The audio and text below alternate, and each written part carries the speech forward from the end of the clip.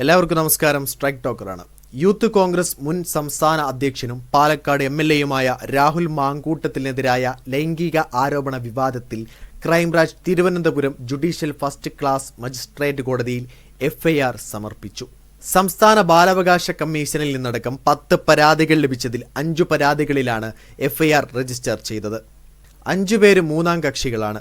സ്ത്രീകളെ സമൂഹ മാധ്യമങ്ങളിൽ പിന്തുടർന്ന് ശല്യം ചെയ്തു, ഗർഭഛിദ്രത്തിന് നിർബന്ധിച്ചു, ഫോണിൽ സ്ത്രീകളെ ഭീഷണിപ്പെടുത്തി തുടങ്ങിയ പരാതികളിൽ ഭാരതീയ ന്യായ സംഹിതയിലെ 78(2), 351 പോലീസ് ആക്ടിലെ 120 എന്നീ വകുപ്പുകളാണ് ചുമത്തിയത്. അതേസമയം ഇരയെക്കുറിച്ചുള്ള യാതൊരു വിവരവും പരാതിക്കാർക്കറിയില്ല.